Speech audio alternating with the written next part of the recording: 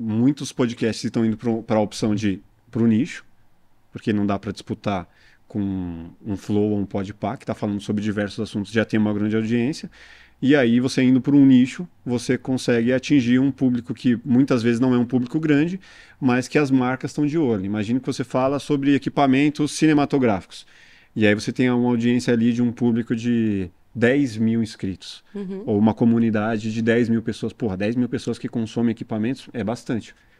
E aí, para as marcas, faz sentido apostar naquilo ali, se você depende de um investimento externo para você fazer o seu negócio. Então, assim, podcast de nichos, isso a gente já vem falando há um tempo, e, e não disputar da mesma forma que os grandes fazem.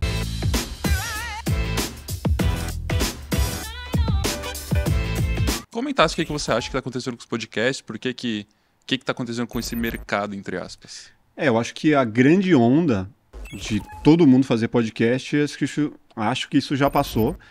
Eu percebo que grandes nomes estão entrando, então no final das contas isso acaba dificultando muito mais para quem tá começando no momento. Você pega nomes como Celso Portiolli, Denilson, Galvão Bueno, Mano Brown. Mano Brown. Cara, essa galera automaticamente já tem canais de audiência. Então, assim, eles vão fazer podcast e vai dar audiência. Pode não ser a audiência o suficiente para atrair a atenção de uma TV, para levar, mas assim, tá todo mundo concorrendo, tá todo mundo no YouTube disputando espaço. Então, acho que isso já dá uma filtrada daqueles que estão começando ali com muita dificuldade, alugando estúdio, fazendo tudo de uma forma que a gente sabe que é difícil, né? Desde alugar estúdio, a conseguir convidados, a você trazer o convidado até você oferecer o mínimo para o cara se alimentar aqui, ou um Uber, não, são custos e no final das contas é um projeto que precisa ter continuidade. Então, automaticamente eu entendo que o filtro já está acontecendo. Então, muitos podcasts já estão deixando de existir. Tá ficando, os maiores vão continuar, com certeza, porque já existe ali uma fonte de renda por trás, já existe toda uma mecânica. E os que estão em crescimento, eu acho que é o momento dessa evolução acontecer. Isso que eu vejo como plugado esse ano. A gente aí, qual que é? 2 meses atrás, a gente anunciou que tinha 50 mil inscritos e hoje a gente está chegando em 70 mil inscritos no canal principal. Paralelo a isso, a gente está chegando em 80 mil no canal de cortes. Então, em pouco tempo a gente vai ter 2 mil inscritos. Porém, o quanto o número de inscritos ou o número de visualizações te ajuda a ter uma comunidade por trás ali de pessoas que queiram mesmo ver o seu conteúdo, né? Então isso é o importante. Não é só você produzir, não é só você alimentar um número ali, que muitas vezes é um algoritmo, mas o que as pessoas que estão assistindo ali querem consumir de você. Então, muitos podcasts estão indo para a opção de para o nicho, porque não dá para disputar com um Flow ou um Podpah, que está falando sobre diversos assuntos, já tem uma grande audiência. E aí, você indo para um nicho, você consegue atingir um público que muitas vezes não é um público grande, mas que as marcas estão de olho. Imagine que você fala sobre equipamentos cinematográficos. E aí você tem uma audiência ali de um público de 10 mil inscritos. Ou uma comunidade de 10 mil pessoas. Porra, 10 mil pessoas que consomem equipamentos é bastante. E aí, para as marcas, faz sentido apostar naquilo ali, se você depende de um investimento externo para você fazer o seu negócio. Então, assim, podcast de nichos, isso a gente já vem falando há um tempo, e não disputar da mesma forma que os grandes fazem. Mas pode ser um tiro no pé também, né? De escolher um nicho. Porque você vai ficar limitado, né? Limitado, basicamente. Ao mesmo tempo que você fica limitado, mas você não vai encontrar você precisa buscar um nicho que tenha minimamente ali um universo por trás, um universo consumidor. Porque se você encontrar um nicho que não tem um mercado por trás, o que adianta você falar e não conseguir converter isso em patrocínio? Porque, querendo ou não, depende de patrocínio, né? Muitos podcasts dependem de patrocínio. Então você acha que um dos filtros é a questão financeira? Total. Né? Sem grana, ninguém consegue sustentar por tanto tempo. A não ser que seja o podcast do, sei lá, Pão de Açúcar, que no final das contas tem um produto de marca. Sempre vai ter alguma coisa por trás.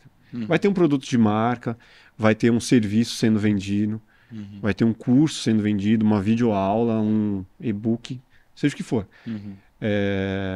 Quando você pensa em mídia, consequentemente você quer vender esse espaço publicitário para alguém.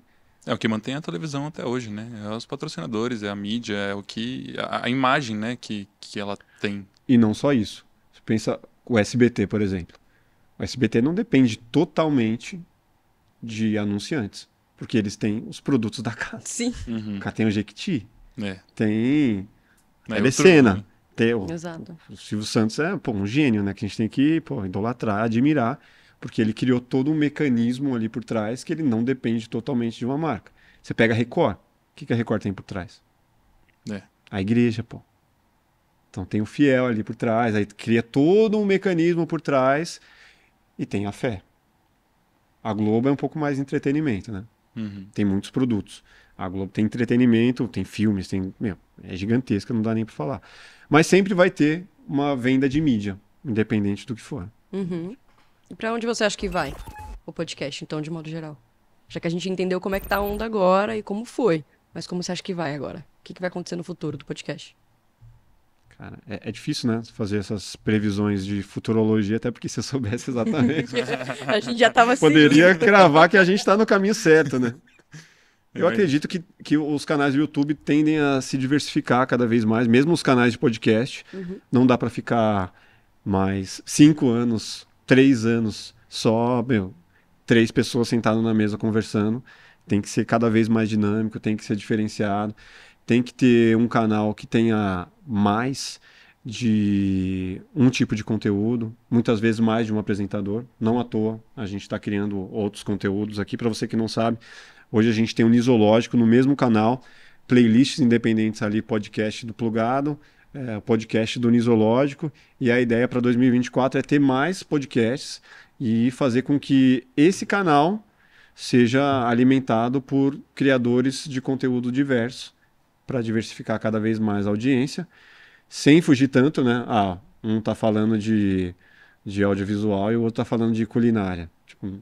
Talvez até culinária é uma coisa que atinge um grande público, mas tá falando de manutenção de carro. Tem nada a ver. Aí não casa.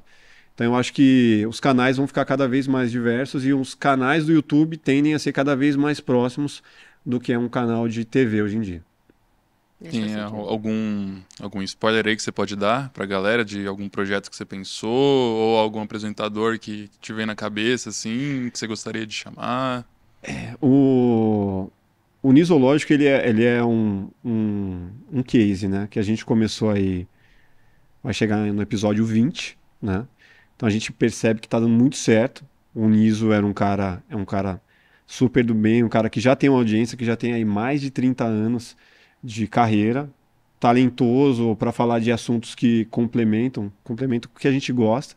Então, assim, eu vejo outras pessoas que já entraram em contato e querem fazer, mas a gente ainda não alinhou como essas expectativas podem acontecer, mas pelo menos 1 ou 2. O ideal é que fosse mais 2 para esse ano dentro do mesmo canal. E que seja complementar. É isso, galera. Se você gostou desse corte, com certeza você vai gostar do episódio completo. Vai na descrição, pegue o link, acesse lá, se inscreva, deixe o seu like e ative as notificações. Um grande beijo, valeu!